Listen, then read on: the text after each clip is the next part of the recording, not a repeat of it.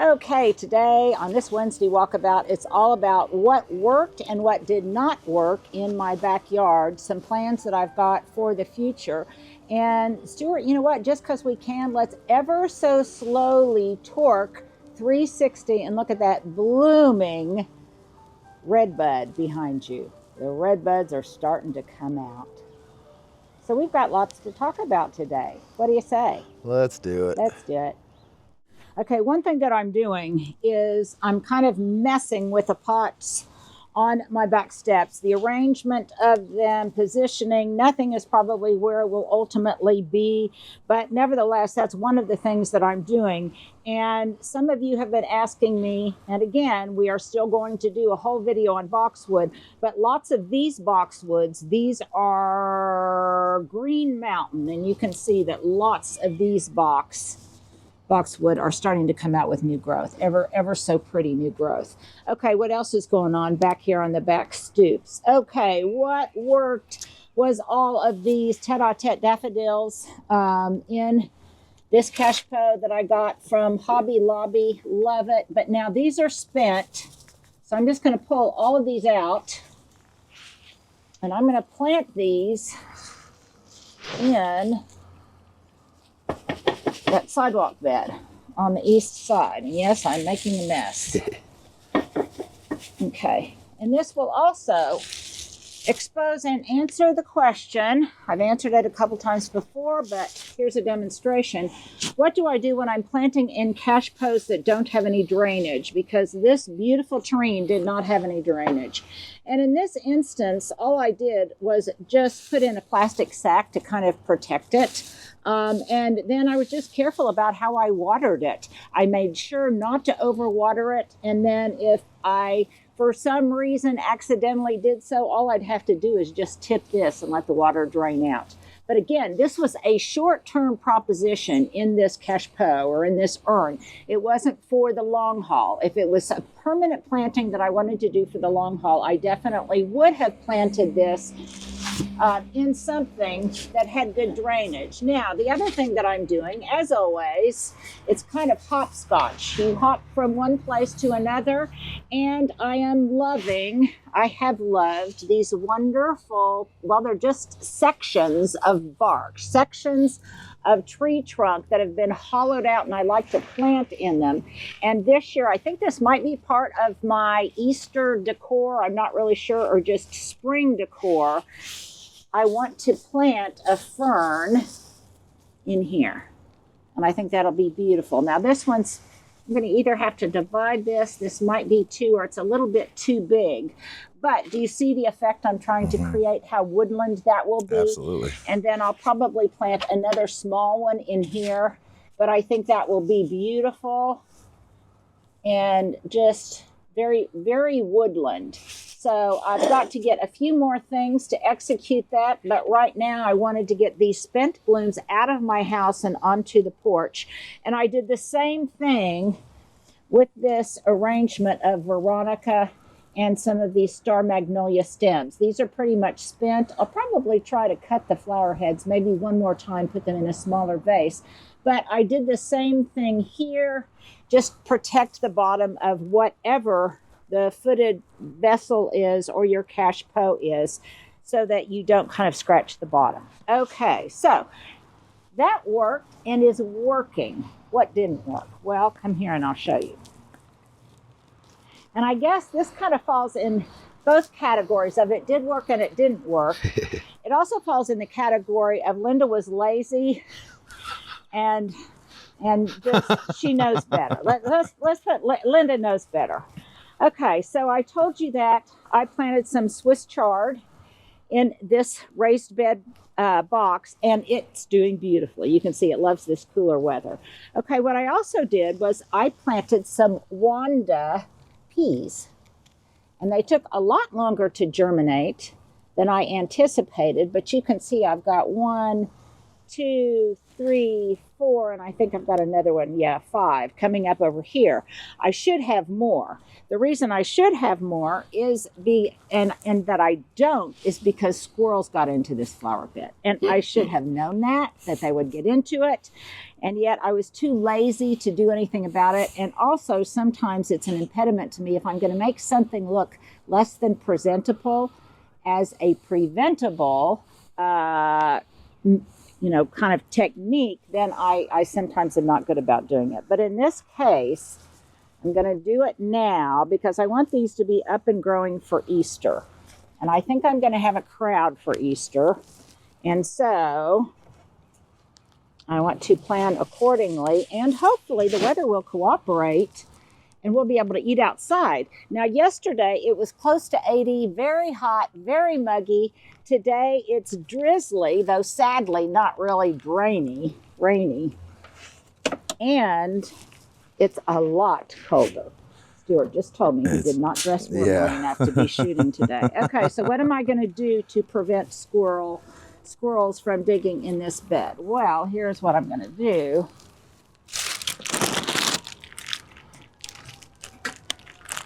And this works great. So what I'm going to do, is it starting to drizzle? It is. Okay, so what I'm going to do is I'm going to use some tulle. And tulle is this kind of fabric. It's a very, very fine mesh. And squirrels hate digging in it. So what I'm going to do, this is some I've used in the past, is I'm going to cover this with some tulle.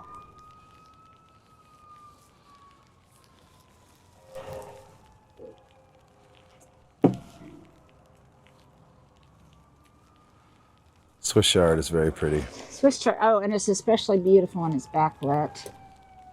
I wasn't paying attention to our audience, Stuart. I was paying attention to you. Okay, so would have been easier if I just used all new. And then it just come across like this. This in no way, obviously, because it's porous, impedes any kind of moisture getting through it. Light, no problem. Now I could do this in a far, more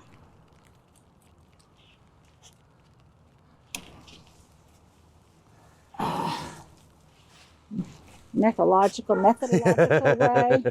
I'm going to cut this off later, but for time's sake, and because it is starting to come down a little bit harder, I want to show you that I can just secure it in place with these. Take that, squirrels. Take that, squirrels. Take that. And I'll probably, when I come back out, I'll loosen it up a little bit so that, and believe me, these will be able to continue to grow. I just won't have quite so much tension. And then I'll put this one in place.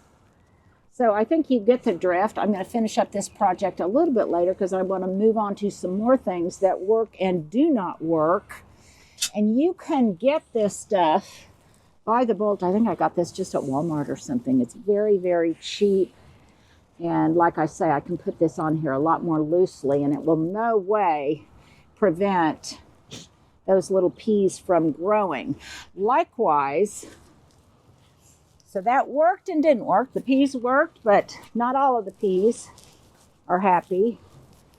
And over here, I planted some lettuce in here. And you can see in a moment, I really just kind of jerry-rigged this by putting over some of these. And these work great, but not necessarily when you've got something that requires more form-fitting prevention. So what I'm going to do is I'll do the same thing. I planted some lettuce in here and virtually none of it germinated because you could see where the squirrels have been digging in here. Those vexing squirrels. So what I will come and do is I will cut and form fit. I will sprinkle some more lettuce seeds in here and then I will cut and form fit some sections of that tulle using some little spikes to hold it in place. And that will help this because I think it will be so pretty to have a frilly little bed of greens from which it takes a cake blueberries will be growing. And this worked. I transplanted these from the front. Blueberries are rather shallow rooted. And this way I can get two things going in here, both cut and come again lettuce and these blueberries. So this will work once I am a little bit more vigilant about putting down some squirrel deterrents. When we come back, let's talk about some other things. So here I've got all of these tete-a-tetes. The daffodils are really starting to come out in here. I've already planted some of these that were kind of spent, and after I planted them, they have started putting out a few more additional little blooms. You can see here some that I tucked in here, and this will be really full next year. Now you may say, well, Linda, what about all of these dying back and all of that ugly foliage you're going to have? Well, I'm not concerned about that because these things are going to grow and they're going to cover up that ugly foliage. So I am not too worried about that. So I'm just going to position these where I want to put them, plant them later. Some of these I might divide up. But I am really getting a good return on my investment. So these were, what were they, like $1.98 per little tiny pot. I enjoyed them inside for 2 weeks, and now for years I'm going to be able to enjoy them in the garden in what I think maybe we need to call our daffodil bed. I don't know. You guys, that's my question of the day. Let me know what you think we should name this bed along the sidewalk on the east side. Okay, here's a tease because tomorrow I'm going to do just my own little walkabout for you guys. And look at this trio of plum colors. So I've got these hyacinths here, and I've got the Jane Star Magnolia over here. And then look, the redbuds are coming out in the front yard. Can you see that one branch? Mm-hmm. So I think it's going to be really beautiful. Stuff is exploding in the front yard. I can hardly wait. Okay, so here's another little mini project. As long as I'm going to have that lettuce seed out, then I think I want to fill this terracotta long, narrow container. I think I'm going to sprinkle some seed in here. And then I will cover this up and protect it. And this should germinate in no time. And in fact, what I might do to get it to germinate even more quickly, and this is the same thing, the same technique that I'm going to be using with the grass Easter baskets that I'm going to be planting this coming weekend. You guys make sure to stay tuned. That will be fun. But what I will probably do is I will cover this with some saran wrap. I can even cover it just with a fold of newspaper. And then I'm going to set this on my stove temporarily along with those Easter baskets where I will seed some grass. The bottom warmth from that will really help this germinate very, very quickly.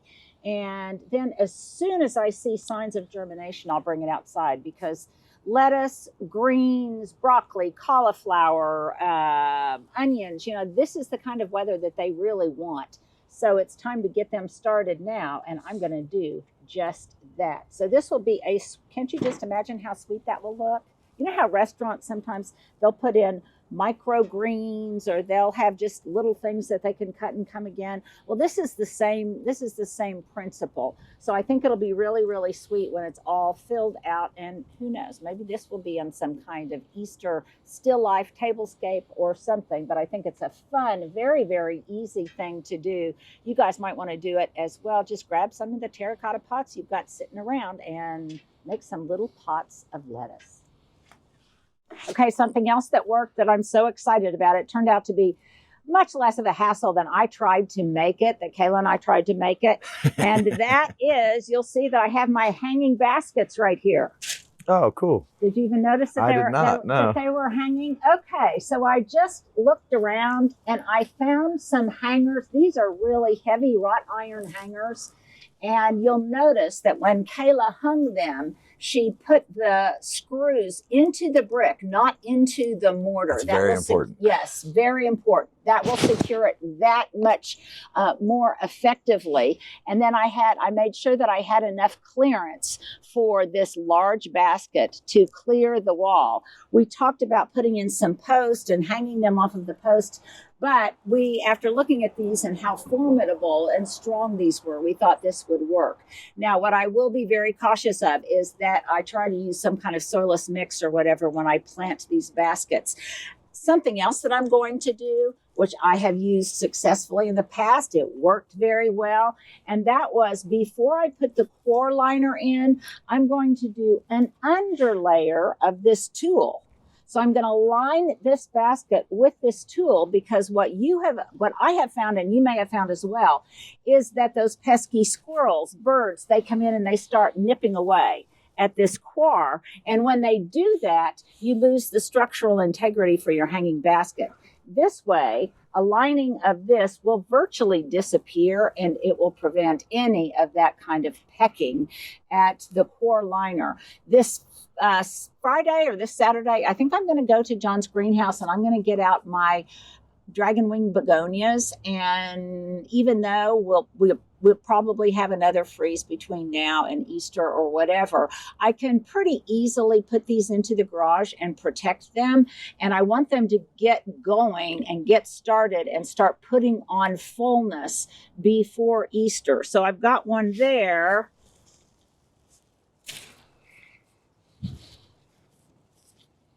And then I've got one here. Okay. So I think that will work. The other thing that also worked that I am thrilled to show you is, you may recall that my little Miss Figgies, I protected them this past year from freeze. So unless something really drastic happens between now and our last freeze date, last average frost, which is April 15th, I think these are going to put out new growth, new buds on this mature wood. So instead of starting from the bottom, they're going to start from the top, and I'm going to have higher growing specimens here than I have in the past. And that thrills me no end. You can see that there's buds right there. And when I scratch it, it scratches green. So that thrills me no end. And finally, they're going to do what I hoped they would do, which is why, and as a kind of a demonstration of my theory of garden relativity, that every one thing in the garden relates to everything else, these right here will relate to the hanging baskets. And that's why the hanging baskets are kind of hanging on the perimeter. Now, you may ask, Linda, why didn't you do 3? Because I always like to do things in 3s. And that's because I have a large plant stand that I put in place here with a mammoth elephant bush succulent on it. And that kind of serves as my 3 and gives me some height up to about here. So I'm thrilled with that, and I think it worked. Something else that worked but didn't work was this arborvitae that I had here. I think it was just too dry when I planted it initially. I maybe didn't keep it watered enough, and it died out at the bottom. So what I'm doing is I pruned off all of those, and I'm going to transform this into a ball. I've cut out its leader. Stuart, you might want to show right here. So I topped it off to cut out its leader. It's already starting to put out new growth. This will turn into a ball topiary, and then I'll probably relocate this someplace else and have another mammoth pot here that will kind of hide the leg until it gets till it gets a little bit more presentable and give me an opportunity for a huge pop of color right here.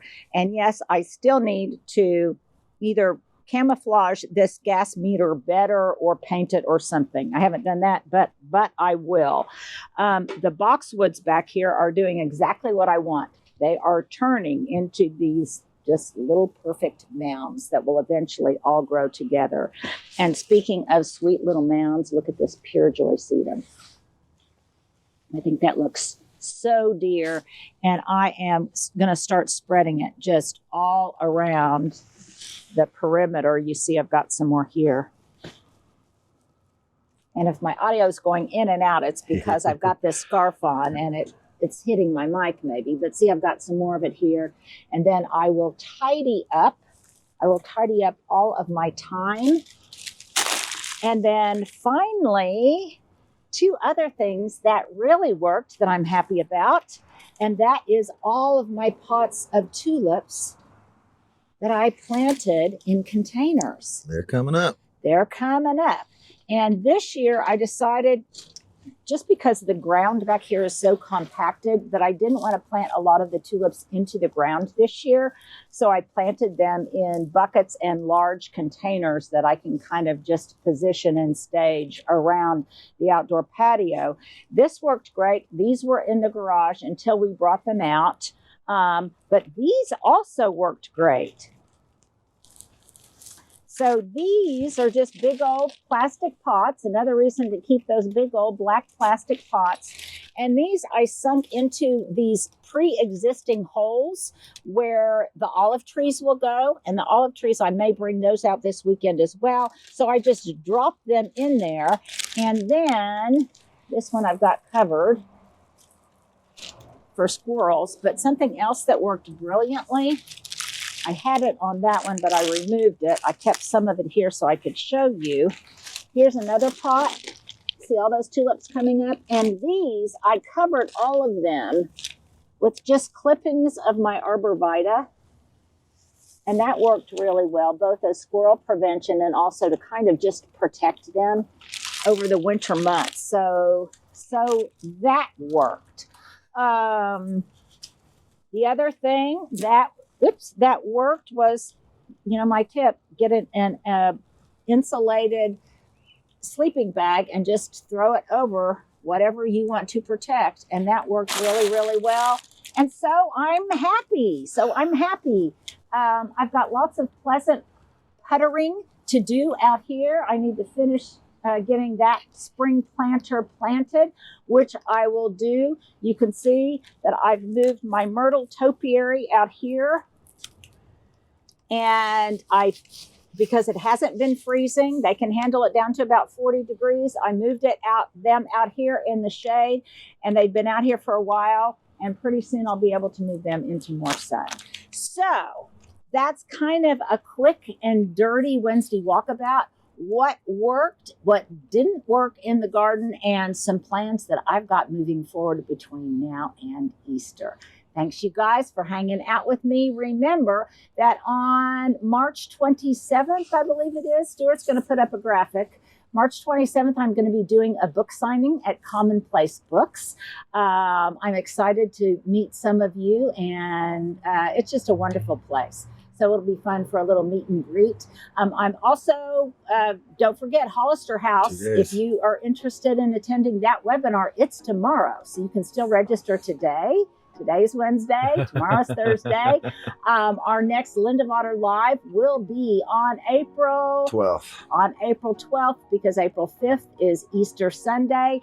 And we're getting more and more excited. I think I told you earlier that I was starting to fill the swag bags that we're going to have for those of you coming for the Boutique Garden Experience May 1st through the 5th. So have I forgotten anything? I do not think so. Okay, so just remember to hit the like button, subscribe, follow along, and most importantly, share it with other people who might be getting as excited about spring as we are.